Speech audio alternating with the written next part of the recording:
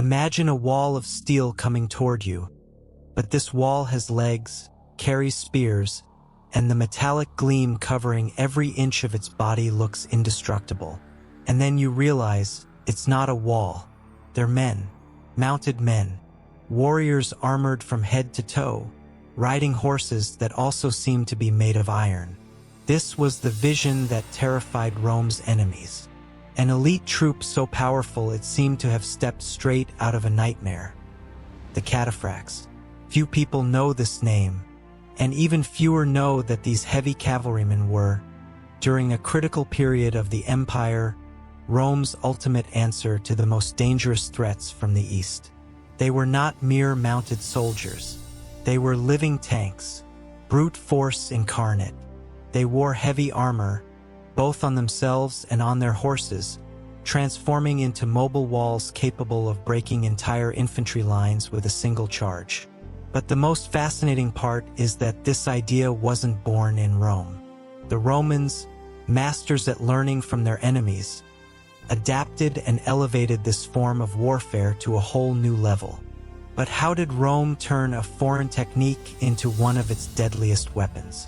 And what lay behind the creation of this nearly indestructible armor? Get ready, because what you're about to discover will completely change your view of ancient warfare.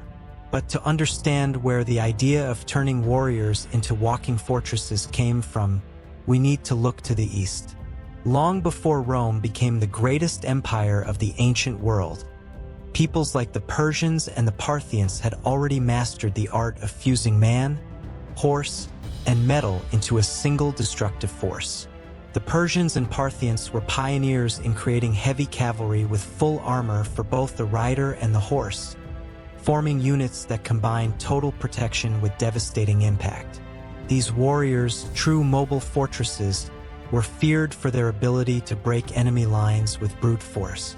This tradition wasn't confined to the Iranian world. When Alexander the Great conquered the Persian Empire, he was impressed by the power of these horsemen and quickly incorporated the model into his own troops. The impact was lasting. The use of armored cavalry spread throughout the world and deeply influenced future generations, including the Romans themselves. Centuries later, when Rome faced Parthians and successors of Alexander on open fields, it saw that the traditional legion was no longer enough.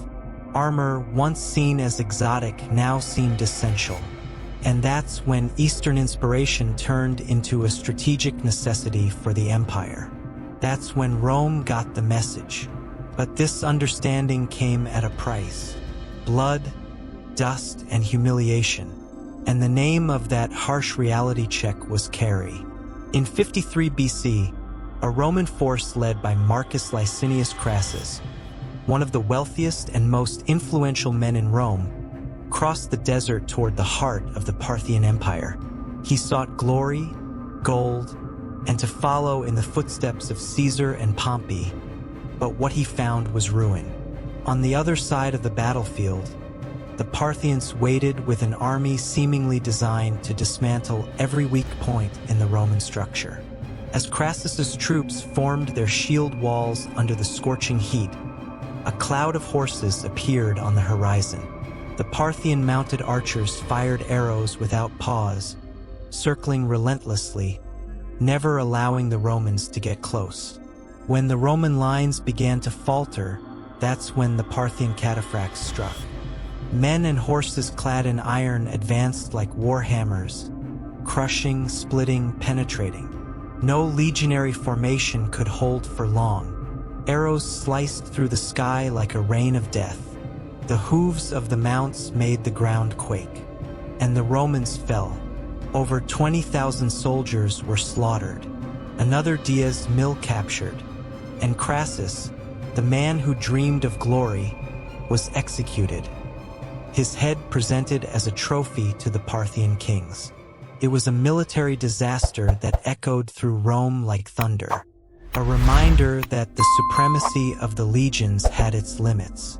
And those limits could be shattered by tactics Rome did not yet fully understand. And it was in this moment of crisis and learning that the idea began to form. If the enemies of the East used cataphracts to win, Rome would have its own. But not just a copy, a new generation, the Roman version of armored warfare. Rome, unlike many empires, had a special talent. It learned. And when it learned through pain, it learned fast. Auxiliaries, Eastern horsemen, veterans of tribal wars, heirs to the Parthian tradition, began to appear in the ranks of the Roman army. They were not yet Romans by blood, but they already wore the mantle of the imperial eagle. Initially used as a supporting force as shock troops, they would soon become something much greater. During the reign of Emperor Hadrian in the 2nd century AD, the first truly Roman cataphracts were officially formed. These early units were far from perfect. Their armor was still partial, reinforced scales covering chest and shoulders, but leaving arms and legs lightly protected. The horses had rudimentary barding, and the tactic was simple: charge in a straight line and try to break the enemy formation. There was not yet the lethal synchronization of the Eastern cataphracts, nor the impenetrable glory of the future Roman formations. These first cataphracts were the prototypes of Rome's armored fury. Over time, what began as a strategic improvisation became military doctrine. Rome, as it always did, took a foreign idea and refined it with near-obsessive precision. And that's how the Roman cataphracts reached their peak. They were no longer mere heavy cavalrymen. They were human war machines, shaped by Roman discipline and tempered with Eastern steel. Their bodies were covered in interlinked chainmail, reinforced with metal scale plates, fastened by hardened leather straps. Each piece gleamed in the sun like a second skin of iron. Some wore segmented armor that even covered their fingers, every movement calculated, every step armored. In their right hand, they wielded the contus, a long and thick lance made for total impact. It wasn't a dueling weapon. It was a spear designed to smash, to pierce through entire ranks with the combined weight of horse and armor. When that wasn't enough, they carried at their waist the feared spada, a long, lethal sword, perfect for deep cuts while galloping. And it wasn't just the men who were protected. Their horses also marched into battle as if they were made of bronze. Some wore only scale breastplates and head protection.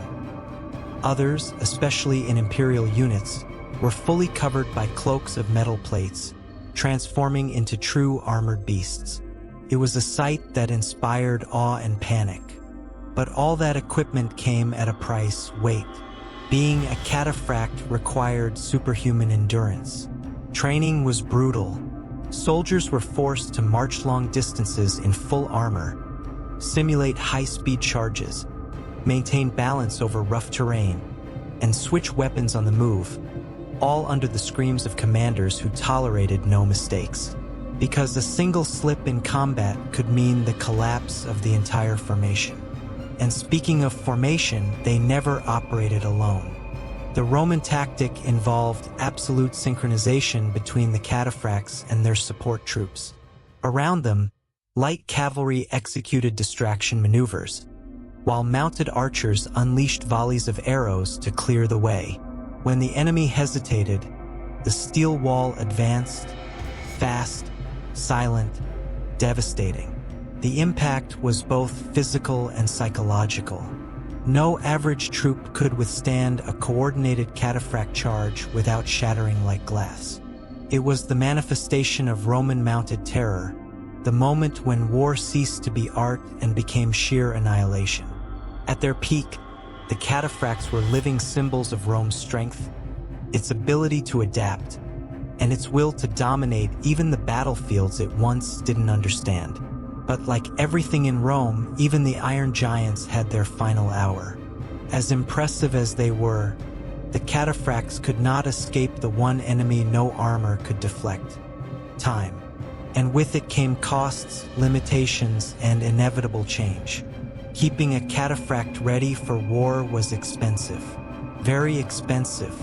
Every piece of their armor required high-quality metals, skilled blacksmiths, time, and resources that weren't always available, especially during times of crisis.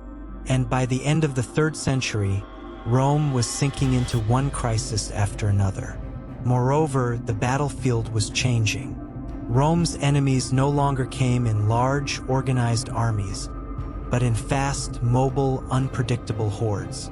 Against these new threats, the answer was no longer a wall of steel.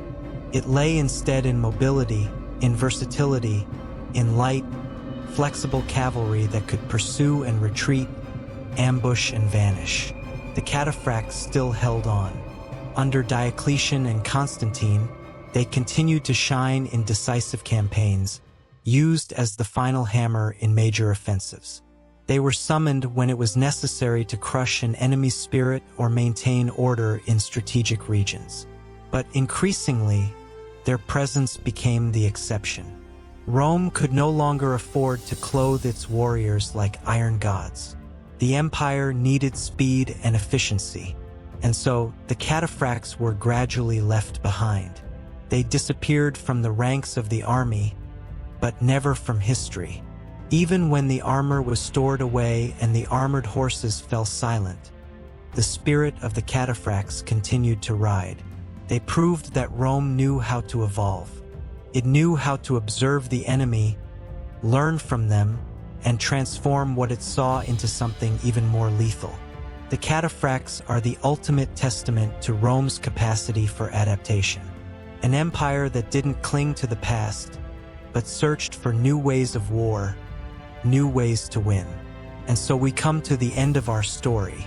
Now I want to hear from you. Had you heard of the Cataphracts before this video? Do you think you could fight while carrying 40 kilos of armor in the heat of battle? Leave your answer in the comments. And if you enjoyed this story and want to see more epic content like this, don't forget to leave a like and subscribe to the channel. In the video now on your screen, we reveal the secrets behind the empire that humiliated Rome, the Parthian Empire.